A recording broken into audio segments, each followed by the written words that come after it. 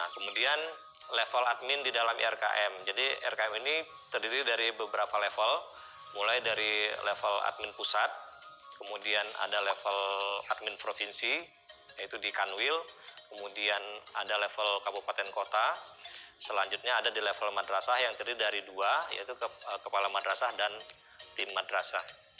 Selanjutnya saya akan menjelaskan tentang fungsi dan tanggung jawab dari setiap level admin tadi. Kita mulai dari fungsi dan tanggung jawab dari admin pusat, yaitu terdiri dari memonitor proses implementasi IRKM mulai dari tingkat madrasah, kemudian kabupaten kota, dan provinsi.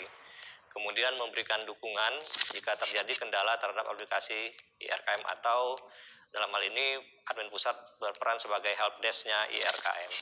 Kemudian admin pusat juga berperan melakukan fasilitasi atau pelatihan serta dukungan bagi tim provinsi, kabupaten kota, dan madrasah secara berjenjang. Kemudian admin pusat juga melakukan pengelolaan user level, mulai dari user level provinsi, kabupaten kota, madrasah, antara lain menambah, mengedit, menghapus, mengaktifkan atau menonaktifkan user level di bawahnya. Selanjutnya admin pusat juga melakukan proses terhadap usulan yang disampaikan oleh admin provinsi, kabupaten kota, dan madrasah. Usulan itu bisa berupa usulan tambahan kegiatan, kemudian usulan tambahan subkegiatan, atau usulan tambahan komponen biaya. Kemudian admin pusat juga berperan untuk melakukan pemuktahiran terhadap aplikasi IRKM. Kemudian admin pusat juga berperan untuk melakukan analisa, kemudian memberi masukan terhadap IRKM yang sudah diinput oleh tim admin madrasah. Nah, selanjutnya adalah penjelasan tentang fungsi dan tanggung jawab dari admin provinsi. Tugas dan fungsi dari admin provinsi antara lain adalah memonitor proses implementasi IRKM mulai dari tingkat kabupaten kota dan madrasah. Kemudian melakukan fasilitasi atau pelatihan dan dukungan bagi tim kabupaten kota dan madrasah secara berjenjang.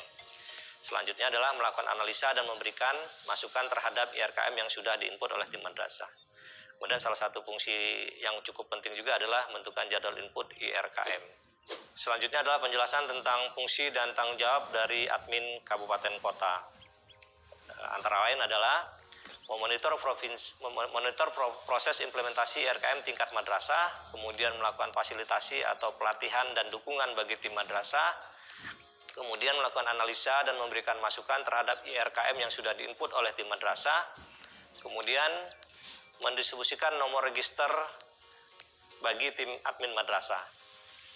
Nomor register ini penting untuk pertama kali login bagi tim admin madrasah. Kemudian menentukan jadwal input dari IRKM. Nah, selanjutnya fungsi dan tanggung jawab admin kepala madrasah. Yang pertama adalah melakukan register bagi madrasahnya sendiri untuk masuk ke IRKM. Kemudian mendaftarkan, mengganti atau mereset password staf yang akan diberikan otoritas untuk akses IRKM. Selanjutnya menghitung jumlah pendapatan berdasarkan sumber pendapatan yang dimiliki oleh madrasah itu sendiri. Kemudian menentukan kegiatan dan subkegiatan. Kemudian melakukan persetujuan atas rincian biaya dan AKB atau anggaran kas dan biaya yang sudah disusun oleh staf. Kemudian melakukan persetujuan atas nota yang dibuat oleh staf. Sedangkan fungsi dan tanggung jawab dari admin bendahara atau staf madrasah adalah menghitung rincian biaya atau komponen serta menentukan jadwal pelaksanaan subkegiatan yang telah disusun oleh kepala madrasah. Kemudian membuat nota, mulai dari nota pendapatan, nota pengeluaran, nota pajak, dan lain sebagainya. Kemudian membuat BKU atau buku kas umum dan buku pembantunya. Nah, secara keseluruhan materi BINTEK ini kepada tim inti itu secara berjenjang. Jadi tidak semua tim inti mendapatkan materi yang sama.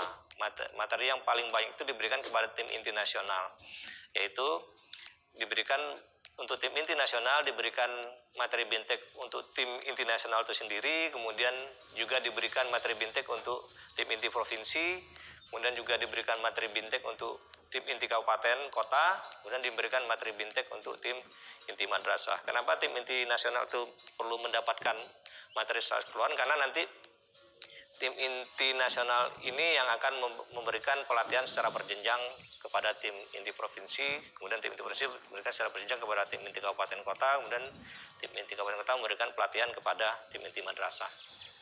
Nah, kalau untuk tim inti provinsi, materi yang akan diberikan adalah materi bintek untuk tim inti provinsi itu sendiri, kemudian materi bintek untuk tim inti kabupaten kota, kemudian materi bintek untuk tim inti madrasah.